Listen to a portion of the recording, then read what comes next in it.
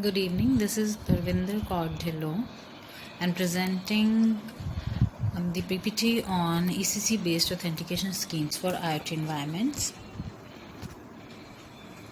The learning outcomes from the current PPT would be introduction to encryption, symmetric encryption, asymmetric encryption, the difference between symmetric and asymmetric encryption, why we use ECC, then we'll go into the basics of ECC, why ECC is fast, and then we'll discuss the elliptic curve Diffie-Hellman algorithm.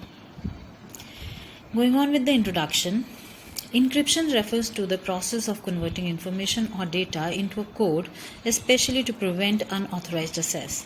Why do we need encryption? Because people want to know your data. Encryption helps you stop that by letting you control who knows what about you. Encryption lets you prove you are you. Now, the modern day cryptography consists of asymmetric encryption. Prior to 1976, symmetric cryptography was used. With the advent of RSA, asymmetric encryption was born, that is, different keys for encryption and decryption. Coming on to symmetric encryption. In case of symmetric encryption, one secret key is used to cipher and decipher the information. For example, asymmetric encryption 128, asymmetric encryption 192, and AES 256. As we can see from the diagram, the sender will use the plain text, use the secret key which is common both to the sender and the receiver, encrypt the plain text, and send the ciphertext to the receiver. The receiver, on receiving the ciphertext, will use the same secret key and decrypt the information to generate the plain text. In case of asymmetric encryption, the sender and the receiver uses two keys to encrypt and decrypt the information. The first key is the public key, which is made freely available to anyone who might want to send you a message. The second key, that is the private key, is kept a secret so that you can only know. For example, Algamal, RSA, DSA, elliptic curve techniques are the examples of asymmetric encryption. As we can see from the diagram, the plain text is encrypted using the public key. The ciphertext is then sent on the public channel, and for decryption, the secret key of the receiver is used to decrypt the message into the plain text. Now, what is the difference between the symmetric and asymmetric encryption? Now, for the basic difference lies between the key size. We have given the key size in bits. For getting the security of 256 bits of symmetric encryption, we need the key size of 15360 bits, which is too high, and this increased key size is required for achieving the same level of security that is achieved using symmetric encryption.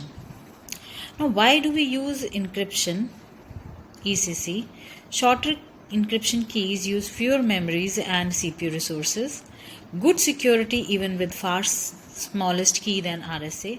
It reduces the processing overhead. As we can see, the key size ratio of the key size in terms of bits as compared to the RSA Diffie-Hellman and the ECC key size in bits. We can see that we can achieve the same level of security using only 512 key size in ECC, whereas in case of RSA and Diffie-Hellman, we need to use 15360 bits in the key in order to achieve the security of 256 bits of symmetric encryption. Now, the basis of ECC are: ECC consists of group. A group in mathematics is a set for which we have defined a binary operation that we call addition and indicate with the symbol plus.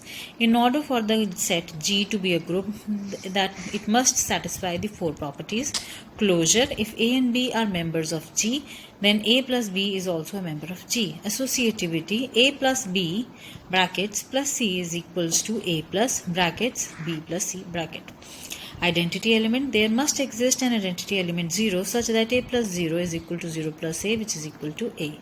Inverse element: every element has an inverse element, that is, for every A there exists a B such that A plus B is 0.